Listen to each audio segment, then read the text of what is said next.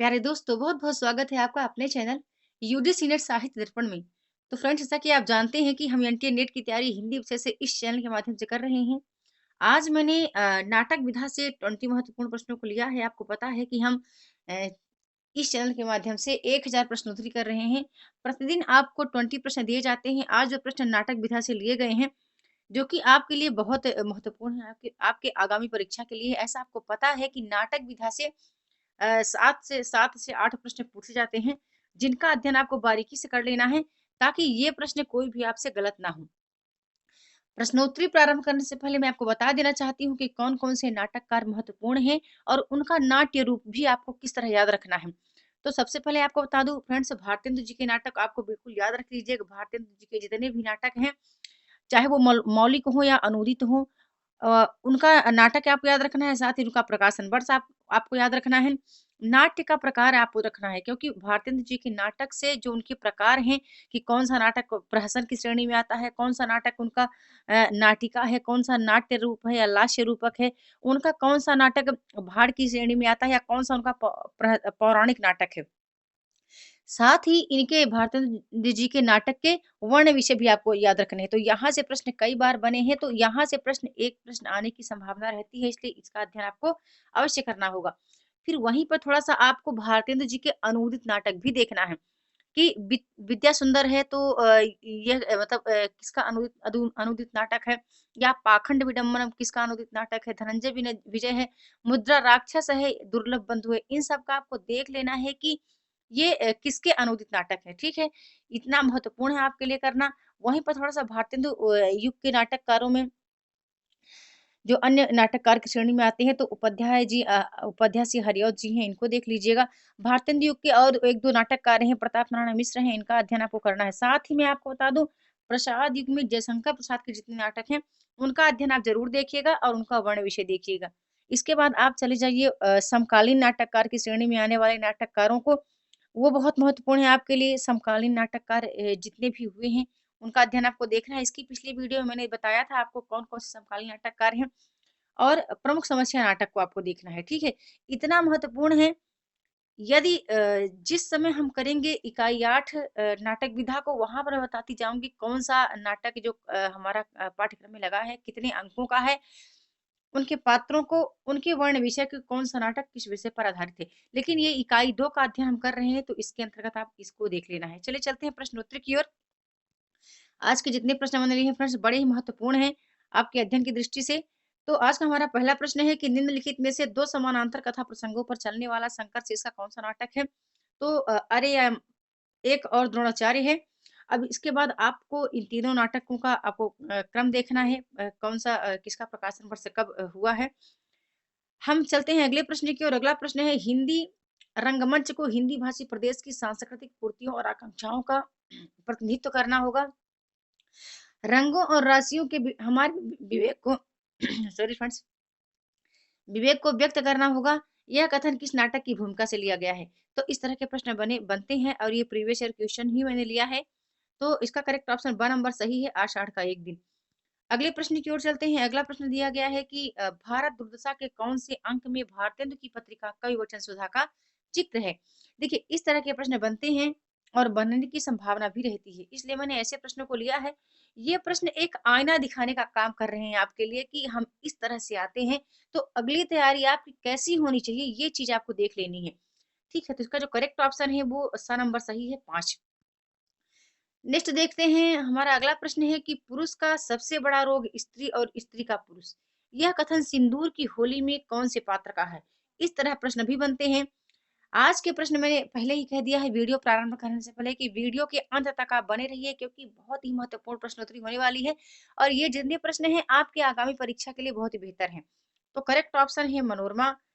अगले प्रश्न की ओर चलते हैं। अगला प्रश्न है, अंधा युग के कौन से पात्र का मृत्युपरांत व्याध के रूप में कायांतरण होता है? तो करेक्ट ऑप्शन इसका द नंबर सही है, वृद्धाचक। फिर अगला प्रश्न हमारा है,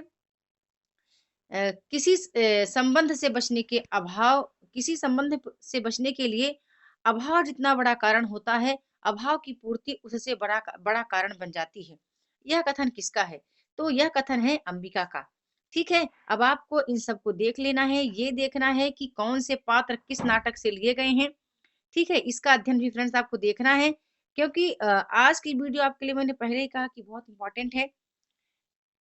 चलते हैं अगले प्रश्न की ओर। हमारा अगला प्रश्न दिया गया है, सुरेंद्र वर्मा कृत कौन-सा नाटक पहली बार हत्या शीर्षक से प्रकाशित हुआ था? तो वो है 8वां सर्ग। अब मैं आपको थोड़ा-सा ज़िक्र करा दूँ फ्रेंड्स, आज लाइट की प्रॉब्लम थी तो मैं वीडियो आपको पता है 4 बजे से पहले मेरी नींद टूट जाती है क्योंकि आप भी पढ़ रहे हैं मेरे साथ, मैं अब खुद के लिए भी पढ़ रही हूँ। तो प्रॉब्लम थी इसलिए अभी अभी मैंने टॉर्च से ज काफ़ी मतलब अंधेरा था जिस जहाँ पर वीडियो रिकॉर्ड कर रही हूँ, तो मैंने टॉर्च ओपन किया था, अभी मैंने टॉर्च को मैंने ऑफ कर दिया है। तो फिलहाल आपको वहाँ ध्यान एकाग्र नहीं करना है, आपको यहाँ देखना है। अगले प्रश्न की ओर देखना है कि निम्नलिखित में से कौन-सा नाटक प्रताप नारायण मिश्र का नहीं है? तो करेक्ट ऑप्शन है द नंबर। भारत संकट जो है प्रताप नारायण मिश्र का नाटक नहीं है। इस तरह के प्रश्न बनते हैं, ठीक है? चाहे वो जयशंकर प्रसाद के नाटकों का पूछ लिया जाए कि कौन-सा प्रसाद जी का नाटक नहीं है, चाहे भारतेंद्र जी का हो या मोहन राकेश जी हो, भीष्म साहनी जी हो, सुरेंद्र वर्मा जी हो, तो इस तरह ही बनते हैं प्रश्न। प्रश्न बनने के यही तरीके हैं, बस उन 10 या 12 नाटककारों का जिनका मैंने ज़िक्र किया है, उनके नाटक आपको बड़े गौर से पढ़ने हैं, ठीक है? अगला प्रश्न है कि निम्नलिखित नाटकों का सही अनुक्रम बताना है। इस तरह के प्रश्न भी बनते हैं। ये 20 प्रश्न जो हैं, इसी टाइप के प्रश्न बनते हैं, इससे अलग प्रश्न नहीं बनते फ्रेंड्स, भले ही वहाँ नाटककार अलग हों। तो इसका करेक्ट ऑप्शन बता दूँ मैं, नंबर सही है, पहले सारदिया, फिर अंधा युग, मादा कैक्टस और कोर्ट मार्शल। चलते हैं अगले प्रश्न की ओर। अगला प्रश्न है कि कोर्ट मार्शल समाज की किस समस्या पर आधारित है? कोर्ट मार्शल जो नाटक है, आप बताना ये किसका नाटक है? ठीक, कमेंट में बताइएगा कि ये नाटक किसका है? तो किस समस्या पर आधारित है? तो इसका करेक्ट ऑप्शन है जातिवाद। अगला प्रश्न है कि निम्नलिखित में से कौन-सी नारी पात्र प्रसाद कृत ऐतिहासिक नाटक स्कंदगुप्त से नहीं है? देखिए, इस तरह प्रश्न पूछे जाते हैं। प्रश्न पूछने के तरीके आंटी ने बदले हैं। पहले क्या था, वो 20 प्रश्न क्रमानुसार दे देती थी नाटक के ही या कहानी के, निबंध के, ऐसा करके। उन्होंने चेंज कर दिया है, एक मतलब 4 या 5 प्रश्न टोटल 100 प्रश्नों में से आपके क्रमानुसार आएँगे और बाकी सब प्रश्न आपके रहेंगे इस तरह के। तो नाटक पात्र से है, सभी प्रश्नों की बात नहीं कर रही हूँ, जो नाटक सुविधा से हैं, तो जैसे प्रश्न आज मैंने लिए हैं, हूबहू इस तरह के प्रश्न पूछे जाते हैं। तो इसका जो करेक्ट ऑप्शन है, ई नंबर सही है, सुभाषिनी जी। सुभाषिनी आपको बताना है फ्रेंड्स, किस ऐतिहासिक नाटक की पात्र हैं। फिर चलते हैं अगले प्रश्न की ओर। अगला प्रश्न है, निम्नलिखित में से कौन-सा पात्र कोणार्क नाटक का नहीं है? तो इसका जो करेक्ट ऑप्शन है, वो ई नंबर सही है, कृपाचार्य जो है कोणार्क नाटक का पात्र नहीं है। अगला प्रश्न आता है, निम्नलिखित में से कौन गीत नाट्य की श्रेणी में नहीं आता? इस तरह के प्रश्न बहुत ज़्यादा एग्ज़ाम में पूछे जाते हैं और प्रीवियस ईयर प्रश्न से ये प्रश्न लिया गया है। तो इसका आपको बताना है आंसर कि कौन-सा है जो गीत नाट्य की श्रेणी में नहीं आता है। ठीक है? इसका आंसर आप बताइएगा, बड़ा इम्पोर्टेंट प्रश्न है। फिर अगले प्रश्न की ओर चलते हैं। अगला प्रश्न है कि कितना अनुभूतिपूर्ण था वह एक क्षण का आलिंगन? यह कथन किस रचना से लिया गया है? यह भी बहुत महत्वपूर्ण है, आपको बता दूँ। स्कंदगुप्त हो, चाहे चंद्रगुप्त हो या ध्रुवशामिनी हो, यहाँ इस नाटक से एक कथन पूछा ही जाएगा। तो आपको इसका आंसर बता दूँ, इसका करेक्ट ऑप्शन ब नंबर सही है, ध्रुवशामिनी। अगला प्रश्न आता है, आधे अधूरे नाटक में बिन्नी के पति का नाम क्या था? तो बिन्नी के पति का नाम क्या था? मनोज नाम था। इस तरह के प्रश्न बनते हैं, चाहे वो अंजू दीदी हो या हमारे और जितने भी पाठ्यक्रम में लगे हुए नाटक हों, तो वहाँ से प्रश्न बनते हैं। कभी-कभी सिंदूर की होली से पूछ लिया जाता है कि यह कथन किसका है या इनके जो पात्र हैं, ये एक-दूसरे से किस प्रकार रिलेटेड हैं? तो ये भी आप देख लीजिएगा। अगला प्रश्न आता है हमारा कि मोहन राकेश के सॉरी अधूरे नाटक पैर तले जमीन को बाद में किसने पूरा किया? तो इसका करेक्ट ऑप्शन कमलेश्वर जी हैं। अगला प्रश्न है, निम्नलिखित नाटकों और उनके अंकों में से असंगत का आपको चयन करना है। इस तरह भी प्रश्न बनते हैं एग्जाम में, तो मैंने इस तरह के प्रश्नोत्तरी को लिया है। तो यहाँ पर जो असंगत है, वो असंगत है आषाढ़ का 1 दिन। आषाढ़ का 1 दिन यहाँ 5 अंक दिया है। अब आपको बताना है कमेंट में कि आषाढ़ का 1 दिन कितने अंकों में विभाजित है। ठीक है? अगला प्रश्न है, यह एक यह तो एक मॉडर्न एलिगरी का मंचीय रूप है। पहला राजा नाटक के संदर्भ में उपयुक्त कथन किसका है? तो जगदीश चंद्र माथुर जी का है। अगला प्रश्न आता है, हिंदी रंगमंच में के कितने भाग होते हैं? इसका आंसर आपको बताना है क्योंकि इसकी पिछली वीडियो में इसका ज़िक्र मैं कर चुकी हूँ और इसको उत्तर को वहाँ पे बता चुकी हूँ। तो इसका आंसर फ्रेंड्स आप बताइएगा।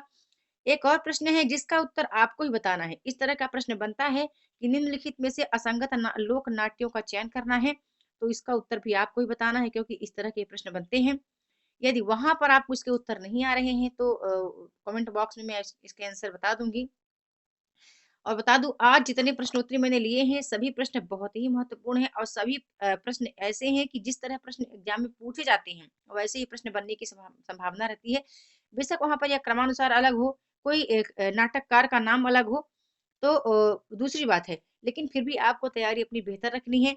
बस इतना ही कहना चाहूंगी। यदि वीडियो पसंद आए तो वीडियो चैनल को सब्सक्राइब करके जाइएगा। वीडियो को लाइक और कमेंट के माध्यम से अपना फीडबैक जरूर सेंड कीजिएगा। मैं जल्द मिलती हूँ अपने नेक्स्ट वीडियो में न्यू टॉपिक के साथ। तो आपको आज की वीडियो कैसी लगी, अपना फीडबैक अवश्य सेंड करें। वीडियो के साथ बने रहने के लिए बहुत बहुत धन्यवाद।